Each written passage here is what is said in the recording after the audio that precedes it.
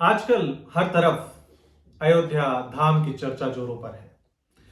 समाचार पत्रों में अयोध्या के बारे में बहुत कुछ लिखा जा रहा है और बहुत सारे न्यूज चैनल अयोध्या के बारे में दिखा रहे हैं, जो आप देख भी रहे होंगे, सुन भी रहे होंगे और पढ़ भी रहे होंगे।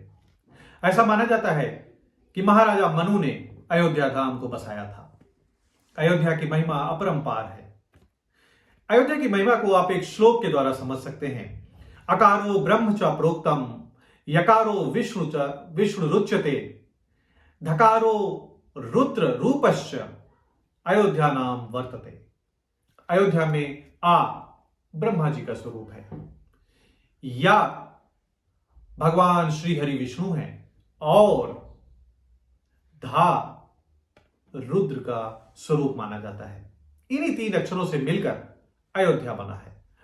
अर्थात जहां ब्रह्मा, विष्णु और महेश तीनों निवास करते हैं साक्षात स्वरूप में, वही अयोध्या धाम है। अयोध्या के बारे में किसी ने बहुत ही सुंदर लिखा है।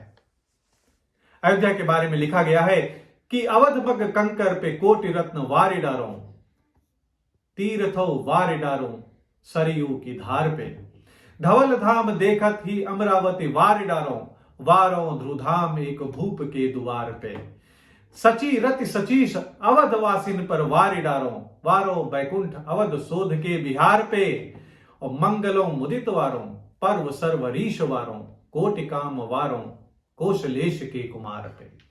अर्थात अयोध्या के रास्तों पर पड़े हुए कंकड़ पत्थर पर करोड़ों रत्न न्योछावर हैं, और सभी तीर्थ अयोध्या में बह रही पावन सरयू की धार पर न्योछावर हैं।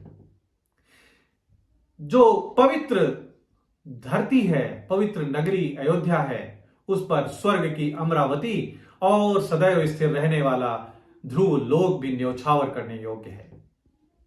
इंद्र, सची, रति और समस्त उत्तम देवगण अयोध्या के वासियों पर न्योछावर हैं। और तो और बैकुंठ का वैभव भी अयोध्या धाम के सामने नगण्य है।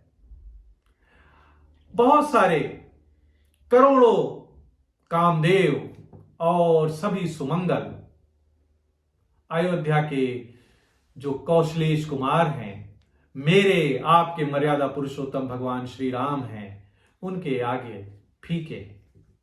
कितना सुंदर वर्णन है अयोध्या के बारे में, जो अयोध्या की महिमा को आपके सामने रखता है। अयोध्या धाम को यदि हम एक तीर्थ के रूप में देखें, वैसे तो प्रयाग को तीर्थों का राजा कहा जाता है। ऐसा माना जाता है कि प्रयाग तीर्थराज हैं, इसीलिए उन्हें तीर्थराज प्रयाग कहते हैं। परंतु अयोध्या धाम और सरयू मैया की महिमा इतनी ज्यादा है, इतनी महान है, कि स्वयं प्रयागराज भी मानव तन रखकर सरयू में स्नान करने के लिए आते हैं और अवध की गलियों में स्वयं को धन्य मानते हैं। भगवान श्री राम ने भी अयोध्या के विषय में और परम पावन सरयू के विषय में लिखा है कि अवधपुरी मम पुरी सुहावन, उत्तर दिश बह सरयू पावन, जा मज्जन ते बिनहि प्रयासा, मम समीप नर पावहि बासा।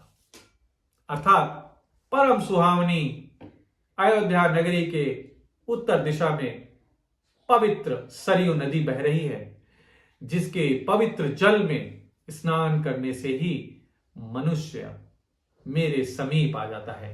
अर्थात उसका जीवन धन्य हो जाता है और मृत्यु के उपरांत वो बैकुंठ में मेरे साथ निवास करता है।